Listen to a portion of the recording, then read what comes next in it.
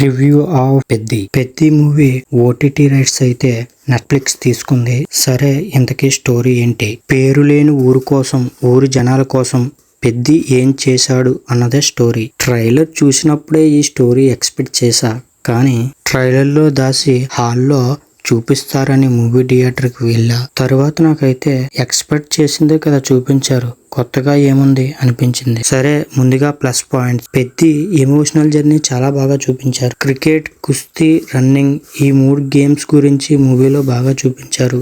Cinematography బాగుంది. Hero entrance అయినప్పుడు English లో మ్యూజిక్ ఇచ్చారు, బాగుంది. మూవీలో శివరాజ్ కుమార్, జగపతి బాబు, రామ్ చరణ్ యాక్టింగ్ బాగా చేశారు. మిగతా వారు జస్ట్ ఓకే. చరణ్ అయితే మూవీలో హీరో లుక్ కి, ఆ యాక్టింగ్ కి, ఆ డాన్స్ కి చరణ్ గారి బాడీ మామూలుగా లేవు.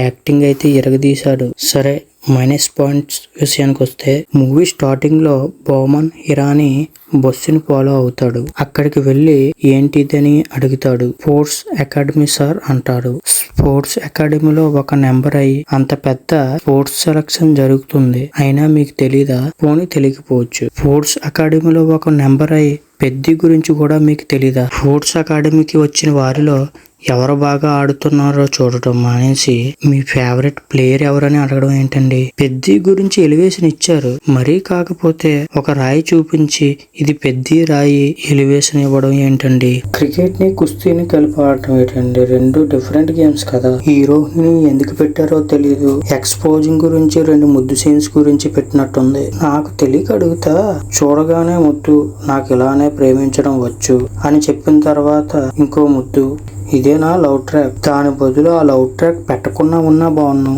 అసలు ఫస్ట్ హాఫ్ లో అయితే ఆ లాజిక్స్ గురించి మీరు గమనించారా లేదా? దెబ్బ మీద దెబ్బ, దెబ్బ మీద దెబ్బ, దెబ్బ మీద దెబ్బ పడుతూనే ఉన్నాయి. స్టోరీ పరంగా అంత స్ట్రాంగ్ స్టోరీ ఏం కాదు. ఇటువంటి స్టోరీస్ చందు చాంపియన్, దంగల్, సుల్తాన్, MS ధోని ఇలా కొన్ని మూవీలు ఉన్నాయి.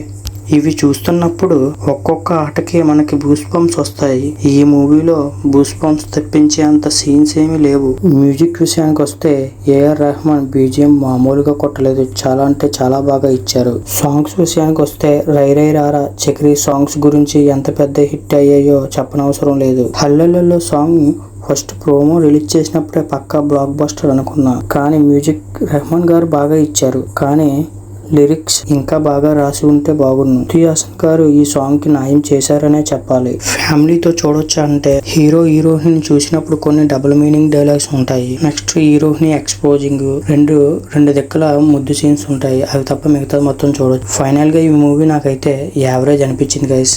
ఈ మూవీకి నేను ఇచ్చే rating 2.555. Okay guys, bye bye.